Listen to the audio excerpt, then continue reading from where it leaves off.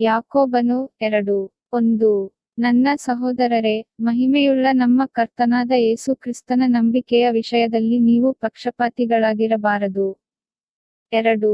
ಹೇಗೆಂದರೆ ಒಬ್ಬ ಮನುಷ್ಯನು ಚಿನ್ನದ ಉಂಗುರವನ್ನೂ ಅಂದವಾದ ವಸ್ತ್ರವನ್ನೂ ಹಾಕಿಕೊಂಡು ನಿಮ್ಮ ಸಭೆಯೊಳಗೆ ಬರಲು ಮತ್ತು ಒಬ್ಬ ಬಡ ಮನುಷ್ಯನು ಸಹ ಹೀನವಾದ ಬಟ್ಟೆ ಹಾಕಿಕೊಂಡು ಬರಲು.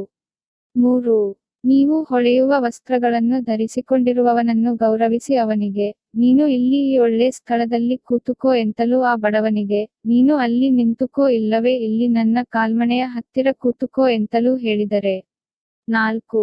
ನೀವು ನಿಮ್ಮಲ್ಲಿ ಪಕ್ಷಪಾತಿಗಳಾಗಿ ಕೆಟ್ಟ ಆಲೋಚನೆಗಳ ನ್ಯಾಯಾಧಿಪತಿಗಳಾಗಿದ್ದೀರಲ್ಲವೇ. 5.